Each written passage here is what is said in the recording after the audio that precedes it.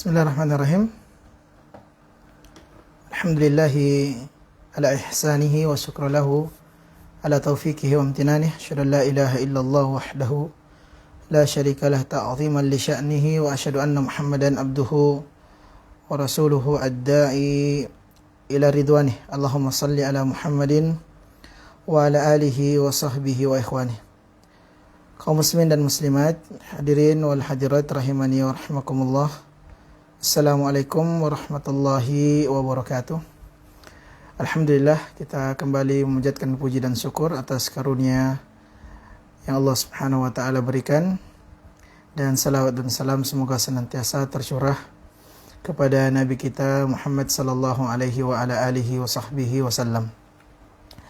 Baik, kita lanjutkan kembali dari pembahasan atau pembacaan kitab Sahih At-Targhib wa Tarhib, karya dari Al-Imam Al-Mundhiri rahimahullah yang disusun ulang oleh Syekh Muhammad Nasiruddin Al-Albani rahimahullahu ta'ala, dan masih pada pembahasan kitab salat, dan ini merupakan pertemuan kita yang ke-49, di mana di pertemuan kali ini insyaallah kita akan membacakan dari poin yang ke-20 yang penulis sebutkan, yakni At-Tarhib min taraka hudur al-jamaah li ghairi udhur.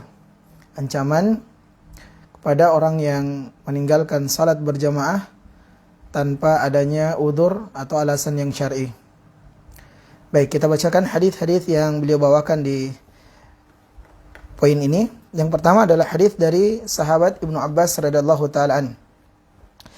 An Ibnu Abbas radhiyallahu taala anhuma qala anna Nabi sallallahu alaihi wasallam qala, dari sahabat Abdullah bin Abbas radhiyallahu taala anhuma, Nabi SAW bersabda, "Man sami'an nida falam yujib fala salata lahu illa min udhur." Barang siapa yang mendengar an-nida, yakni panggilan azan, falam yujib, dan dia tidak memenuhinya dari panggilan azan itu, maksudnya tidak menghadiri salat sementara dia mendengarkan muadzin mengundangkan azan,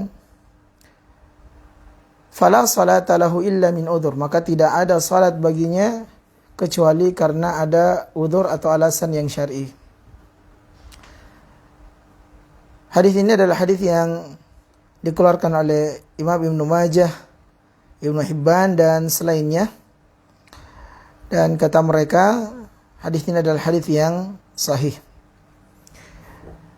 Baik, para pemirsa rahimani wa rahimakumullah, di dalam hadis ini terdapat penegasan dari Nabi alaihi salatu wassalam sebagaimana yang diterangkan oleh Syekh Muhammad Ibn Shalih Al-Utsaimin rahimahullahu taala, di mana kata beliau, tatkala beliau ditanya tentang apa makna dari hadis ini, maka beliau menjelaskan bahwa hadis ini adalah hadis yang menunjukkan penegasan akan wajibnya mengerjakan salat berjamaah bagi seorang muslim laki-laki yang balik tentunya. Dia wajib untuk melaksanakan salat berjamaah di masjid, dan tidak diperkenankan untuk dia salat di rumahnya sementara dia mendengarkan azan dikumandangkan. Sehingga apabila dia salat di rumahnya sementara dia mengundangkan azan, dia tidak ke masjid berjamaah tanpa ada alasan yang syar'i, maka kata beliau rahimahullah, salatnya tidak sah. Salatnya tidak sah berdasarkan dari hadis ini, di mana Nabi SAW sebutkan fala salata lahu, tidak ada salat padanya. Nah, itu kalau tanpa udzur. Adapun kalau ada udzur, ada alasan yang benar, entah itu karena sakit dan yang lainnya, maka tentu salat di rumahnya diberikan keringanan. Namun sekiranya tidak ada udzur, sementara dia mendengar azan dikumandangkan dan dia tidak berangkat untuk salat di masjid, maka salatnya tidaklah diterima sebagaimana apa yang dijelaskan oleh Syekh Muhammad ibn Shalih Al-Utsaimin rahimahullahu ta'ala. Nah, terkait ini ada khilaf di kalangan para ulama. Apabila dia tidak melaksanakan salat bersama kaum muslimin di masjid, tapi dia salat berjamaah di tempat lain, sementara dia mendengarkan adzan, maka pendapat ulama yang pertama, boleh saja selama dia berjamaah. Salatnya diterima selama dia berjamaah. Pendapat yang kedua, tidak. Selama dia mendengarkan adzan di masjid, maka yang wajib atasnya adalah berjamaah di masjid kaum muslimin. Dan pendapat yang kedua ini adalah pendapat yang lebih dekat dari kebenaran sebagaimana apa yang dijelaskan oleh Syekh Muhammad ibn Shalih Al-Utsaimin rahimahullahu ta'ala. Dan penjelasan ini bisa kita merujuk padanya di channel YouTube beliau. Itu ada audionya. Nah, ini hadis yang pertama. Hadis yang kedua adalah hadis yang datang dari sahabat, atau dalil yang kedua adalah dalil yang datang dari sahabat Abu Darda radhiyallahu taala anhu, di mana beliau berkata, sami'tu Rasulullah SAW yaqul, aku mendengar Nabi SAW pernah bersabda, ma min thalathatin fi qaryatin wala badawin la tuqamu fihimus salah illa qad istahwatha alaihimus syaitan. Fa alaikum bil jama'ati fa innama ya'kulu adh-dhi'bu minal ghanam al-qasiyah. Hadis ini adalah hadis yang dikeluarkan oleh Imam Ahmad, Abu Daud, An-Nasai dan selainnya. Dan hadis yang semakna ini juga disebutkan oleh sahabat Ibnu Mas'ud radhiyallahu taala an, di mana Nabi SAW mengatakan, tidaklah ada 3 orang di sebuah desa atau di pedalaman yang tidak didirikan salat berjamaah pada mereka, melainkan pasti syaitan telah menguasai mereka. Nah, jadi ini penyebutan tentang jumlah ya, 3 orang di sebuah desa. Apalagi lebih daripada itu. Ya. Nah, kalau 3 orang saja itu sudah tidak diberikan alasan untuk tidak berjamaah, apalagi lebih daripada itu. Nah, kalau tidak menegakkan salat berjamaah, pasti syaitan telah menguasai mereka. Lalu kata Nabi, fa'alaikum bil jamaah, hendaknya kalian berjamaah, fa innama ya'kulu dhi'bu minal ghanam al-qasiyatah. Karena serigala itu akan memangsa domba yang berpisah dari kelompoknya. Syaitan akan menguasai seorang hamba apabila dia berpisah dengan jamaahnya. Nah, ini dalil yang kedua yang disebutkan oleh penulis rahimahullahu taala terkait bab ini atau poin ini, yaitu ancaman atas orang yang tidak menghadiri berjamaah di masjid tanpa adanya alasan yang syar'i. Kemudian dalil yang ketiga, dalil yang datang dari sahabat Abu Hurairah radhiyallahu taala an.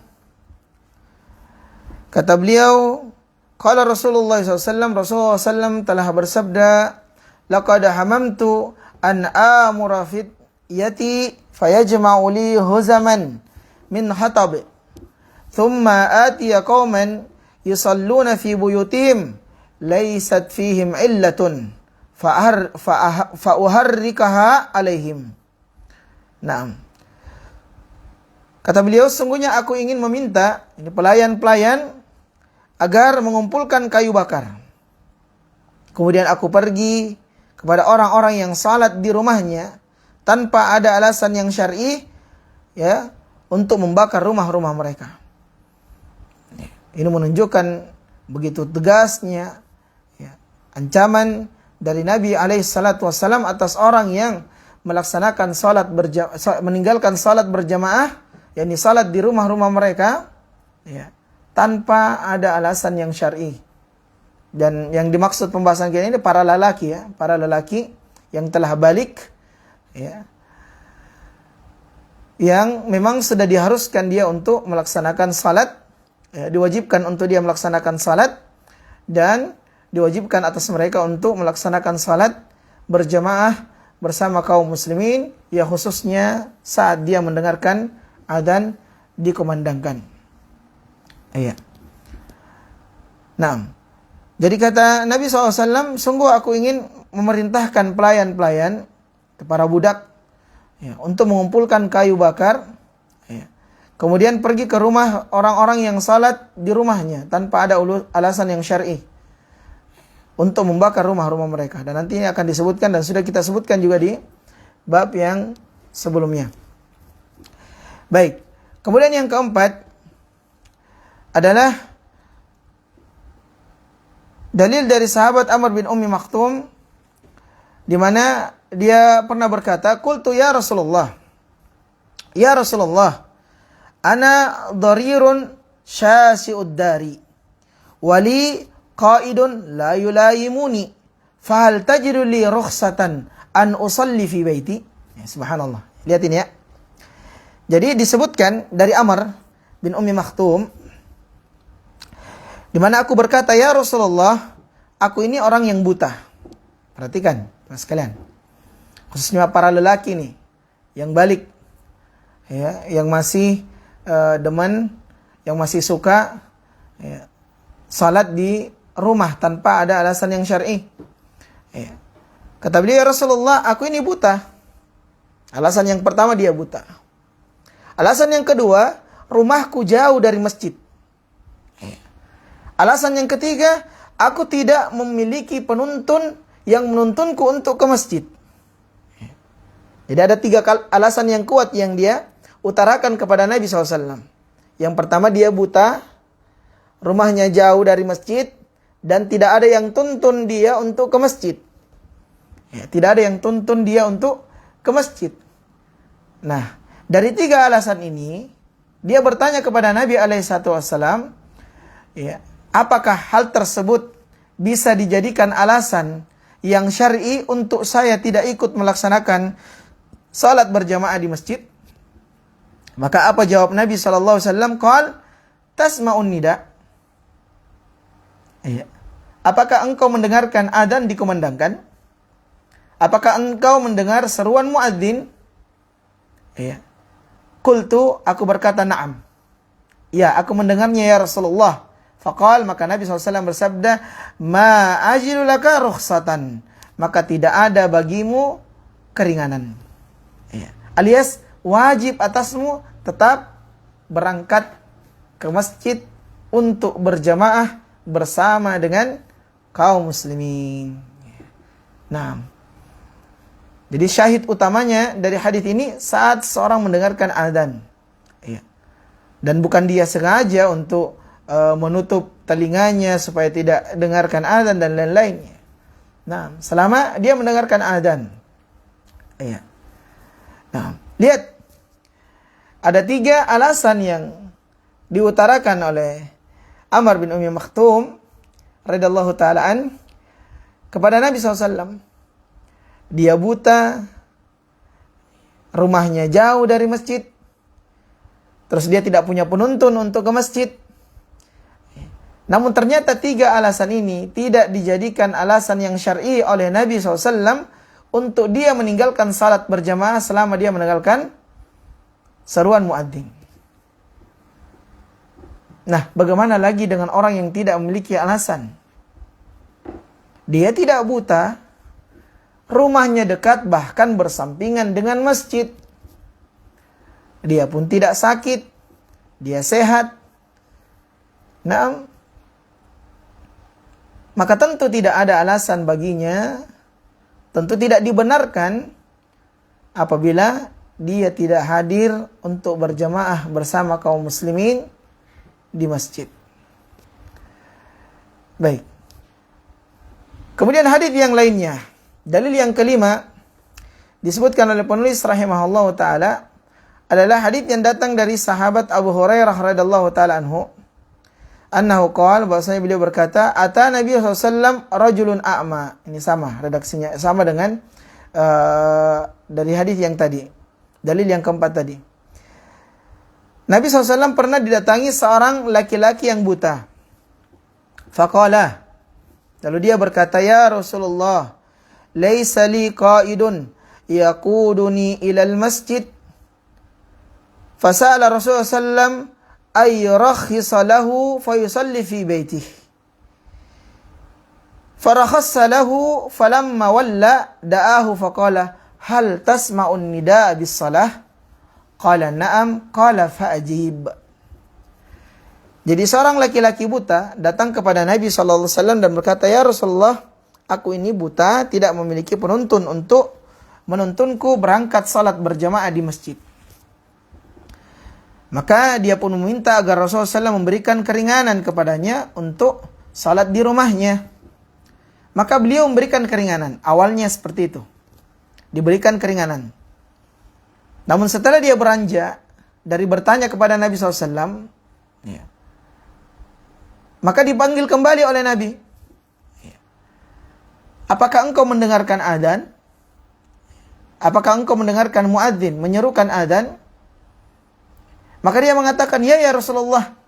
Maka kata Nabi SAW, maka wajib atasmu untuk memenuhi seruan tersebut. Ya, maka wajib atasmu untuk memenuhi seruan muadzin tersebut. Ya.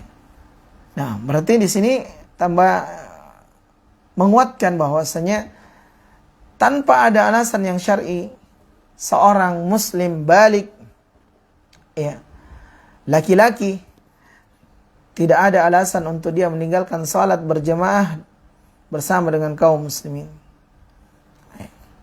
Nah, dan ini menunjukkan akan wajibnya hal tersebut. Sebagaimana yang tadi sudah kita paparkan dari penjelasan dalil yang pertama terkait bab ini dari apa yang disebutkan oleh Syekh Muhammad ibn Shalih Al-Utsaimin rahimahullahu taala. Dalil yang keenam. Sebenarnya dalil-dalil yang lain sudah mencukupi. Kita sebutkan dalil-dalil yang menyebutkannya.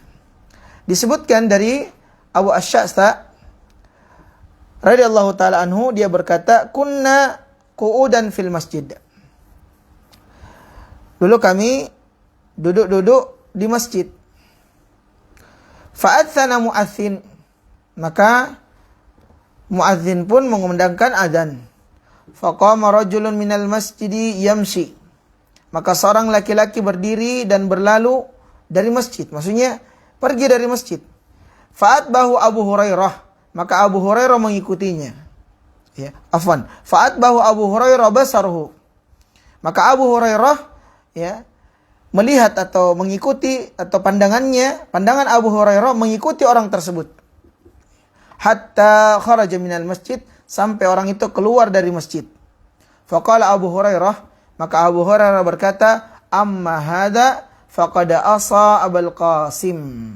Sesungguhnya orang tersebut yang pergi meninggalkan masjid, maksudnya apa? Tidak menegakkan salat berjamaah bersama kaum muslimin di masjid, dia telah bermaksiat kepada Abul Qasim, maksudnya Rasulullah sallallahu alaihi wa ala alihi wasallam. Dia telah mendurhakai Nabi sallallahu alaihi wasallam.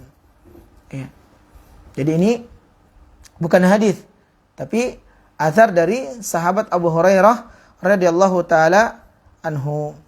Nah, namun kata Syekh Muhammad Nasiruddin Albani bahwa hadis ini, ya, adalah hadis yang dhaif. Ya, hadis ini adalah hadis yang dhaif. Walaupun hadis ini diriwayatkan oleh Al-Imam Muslim dan yang lainnya, kata beliau rahimahullahu taala. Ala kulli hal, dari sisi makna, maka makna dari hadis ini adalah benar. Karena hadis-hadis yang sebelumnya itu tegas menunjukkan bahwasanya, ya, barang siapa yang melaksanakan salat di rumahnya tidak berjamaah bersama dengan kaum muslimin, sementara dia mendengarkan adzan, seruan muadzin, ya, maka tidak ada salat baginya. Sampai Nabi SAW ingin membakar rumah mereka, terus sampai Nabi tidak mengindahkan udzur dari orang yang buta, rumahnya jauh, tidak ada penuntunnya. Ya. Nah, jadi secara makna adzan ini adalah adzan yang secara makna dari adzan ini maknanya benar, bahwa orang yang meninggalkan salat berjamaah di masjid tanpa alasan yang syar'i, sementara dia mendengarkan adzan dikumandangkan, maka dia telah bermaksiat tentu kepada Allah Subhanahu wa taala dan telah mendurhakai Nabi sallallahu alaihi wasallam, telah menyelisihi sunnah Nabi sallallahu alaihi wasallam yang nanti akan datang, ya. yang lebih detail terkait hal itu. Baik, dalil yang ketujuh. Disebutkan oleh penulis rahimahullahu taala dan dari Ibnu Abbas radhiyallahu taala anhuma, dia berkata, man sami'a hayya 'alal falah falam yujib faqad taraka sunnata Muhammadin Rasulillah sallallahu alaihi wasallam. Ini perkataan dari sahabat Abdullah bin Abbas radhiyallahu taala anhuma, di mana beliau berkata, siapa yang mendengar seruan muadzin hayya 'alal falah lalu tidak memenuhinya, ayo menuju kemenangan. Ya, maksudnya salah satu dari seruan adzan kan, salah satu lafaz dari lafaz adzan. Setelah hayya 'alas salah, mari menegakkan salat, hayya 'alal falah. Ya, mari menuju kemenangan. Ya, karena menegakkan salat itu jalan untuk meraih kemenangan. Menegakkan salat adalah jalan dari jalan-jalan untuk meraih kemenangan. Mafhum mukhalafahnya, pengertian terbaliknya, orang yang tidak menegakkan salat, maka dia adalah orang yang tidak akan meraih kemenangan. Alias terkalahkan. Iya. Nah, karena kenapa ya? Telah datang banyak dari keutamaan salat, belum lagi salat adalah kewajiban kita, bahkan rukun yang kedua di dalam rukun Islam. Ya, salat adalah ibadah yang pertama kali akan dihisab oleh Allah Subhanahu wa taala di hari kiamat kelak. Ya, maka orang yang menegakkannya akan mendapatkan keselamatan, kemenangan, dan orang yang meninggalkannya akan kalah. Ya. Nah, siapa yang tidak memenuhi dari panggilan adzan, kata Abdul bin Abbas, ya, sementara dia mendengar, maka dia telah meninggalkan dari sunnah Nabi sallallahu alaihi wa ala alihi wa sahbihi wasallam. Nah, kemudian yang kedelapan, dari dalil yang diutarakan oleh penulis rahimahullahu taala terkait bab ini, terkait ancaman orang yang meninggalkan salat berjamaah di masjid sementara dia mendengarkan adzan, mendengarkan adzan dikumandangkan tanpa adanya alasan yang syar'i, maka dia diancam di dalam syariat ini. Di antara ancamannya tadi, yang pertama adalah salatnya tidak diterima. Salatnya tidak diterima. Yang kedua adalah ancamannya dia telah bermaksiat kepada mendurhakai Rasulullah SAW.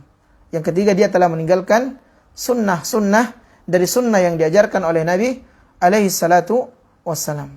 Ya. Dan perlu kita tekankan sedikit tambahan faedah terkait masalah ini, bahwa tatkala disebutkan sunnah Nabi SAW itu jangan dipahami maksud sunnah itu adalah pengertian sunnah yang disebutkan oleh ulama-ulama fikih. Iya. Karena pengertian sunnah, ada yang sejatinya maknanya adalah perkara yang wajib untuk dikerjakan. Iya.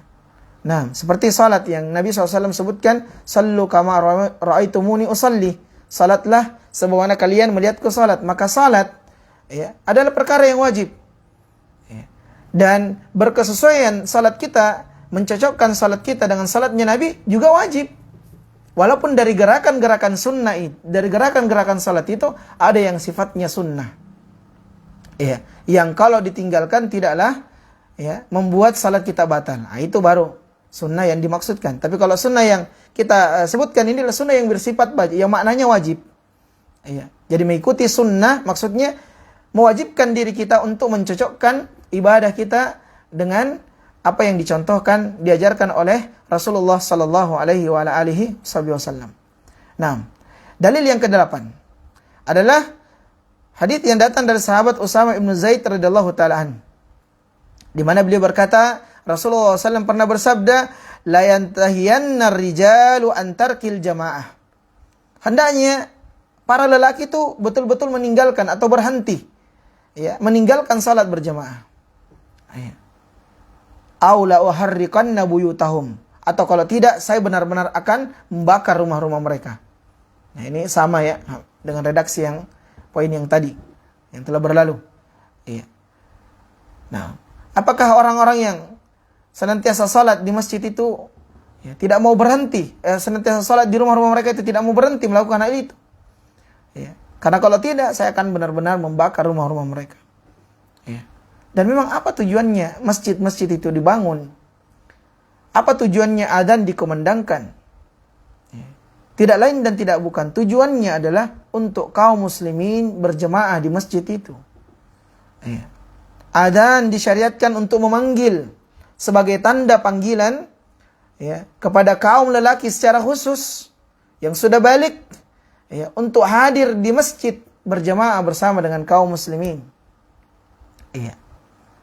Nah, dan kita sebutkan di sini balik maksudnya apa? Ini yang berkewajiban. Nah, yang belum balik pun ya, kita ajak sebagaimana yang disebutkan oleh Nabi SAW ya, untuk mengajarkan anak-anak kita ya, salat. Ya. Walaupun ada pertimbangan di sana, sebagaimana yang dijelaskan dalam pembahasan fikih dari para ulama, ya, apabila anak itu sudah mengetahui perkara yang baik, yang mana yang buruk, terus saat di masjid dia bisa ditenangkan, ya, tidak mengganggu, maka sebaiknya diajarkan untuk dia berangkat ke masjid. Ya, adapun kalau ternyata tidak, ya, belum bisa membedakan yang baik yang buruk, ya, di masjid dia suka main-main sampai mengganggu jemaah kaum muslimin, kita tidak bisa tertibkan anak kita, maka tetap kita serukan dia untuk mengerjakan salat, cuman salatnya mungkin dia di rumah saja. Ya.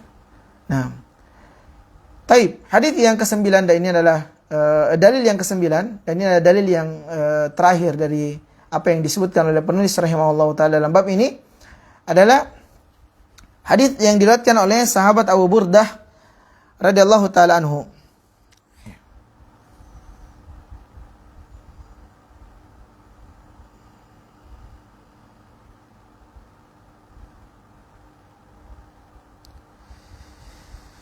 Dari sahabat Abu Burdah radhiyallahu taala anhu, an abihi, dari ayahnya, annahu qala, bahwasanya beliau berkata, Rasulullah SAW bersabda, man sami'an nida, siapa yang mendengarkan adzan, farigan sahihan falam yujib fala salata lahu, siapa yang mendengarkan panggilan adzan dalam keadaan dia tidak ya, memiliki udzur, memiliki kesibukan ya, dan dalam keadaan dia sehat, farigan, maksudnya dia punya waktu luang, lapang waktunya. Iya. Sahihan, dia sehat. Falam yujib, dan dia tidak menjawabnya, tidak memenuhi seruan azan tersebut, fala salata lahu, maka tidak ada salat padanya. Ini bagi orang yang tetap mengerjakan salat, apatah lagi orang yang memang tidak mengerjakan salat sama sekali, tidak berangkat di masjid dan tidak pula melaksanakan di rumahnya, maka ini kemungkaran dari kemungkaran yang paling besar. Ya, karena dia meninggalkan dari salah satu kewajiban yang paling utama, yang paling agung di dalam Islam. Ya, perintah dari perintah ya, Allah Subhanahu wa taala, yakni untuk menegakkan salat. Yang kata para ulama, meninggalkan kewajiban itu lebih besar dosanya ketimbang melanggar larangan. Sehingga mereka menyimpulkan dan menjelaskan, memberi keterangan bahwasanya seorang meninggalkan salat tanpa adanya alasan yang syar'i, maka itu dosanya lebih besar daripada seorang yang mengerjakan dosa zina, minum khamar, membunuh, dan selainnya dari larangan-larangan. Oke. Maka dari sini jemaah, para pemirsa rahimani wa rahimakumullah, 9 dalil yang dinukilkan, dibawakan oleh penulis rahimahullah ta'ala, itu menunjukkan bahwasanya salat berjamaah bagi kaum lelaki yang telah balik itu adalah perkara yang wajib untuk ditunaikan. Kecuali kita memiliki udzur yang syar'i yang membolehkan untuk kita tidak ikut salat berjamaah dengan kaum muslimin. Nah, lihatlah seorang yang datang kepada Nabi mengeluhkan akan 3 alasannya. Dia buta, rumahnya jauh dari masjid, kemudian tidak ada yang menuntunnya. Namun saat dia mendengarkan azan dikumandangkan, wajib atasnya untuk memenuhi seruan itu, salat bersama dengan kaum muslimin di masjid. Nah, kita yang tidak memiliki udzur, tidak memiliki alasan, sehat, kuat, punya waktu luang, masjid walaupun jauh pun bisa dijangkau dengan kendaraan yang ada, maka tidak ada alasan untuk kita meninggalkan salat berjamaah bersama dengan kaum muslimin. Belum lagi sudah berlalu pembahasan kita akan keutamaan melaksanakan salat berjamaah. Jadi sudah disebutkan akan keutamaannya, sudah disebutkan akan ancaman. Ya, cukup bagi kita untuk senantiasa bisa istiqomah, ya, menegakkan salat khususnya berjamaah dengan kaum muslimin dimanapun dari rumah-rumah Allah Subhanahu wa taala, di masjid-masjid kaum muslimin. Maka ini yang dapat kita bacakan dan sampaikan pada pertemuan kali ini, semoga bermanfaat. Wassallallahu ala nabiyina Muhammadin wa ala alihi wasallam. Subhanakallahumma bihamdika asyhadu an la ilaha illa anta astaghfiruka wa atubu ilaik. Wa akhiru da'wana alhamdulillahi rabbil alamin. Wassalamualaikum warahmatullahi wabarakatuh.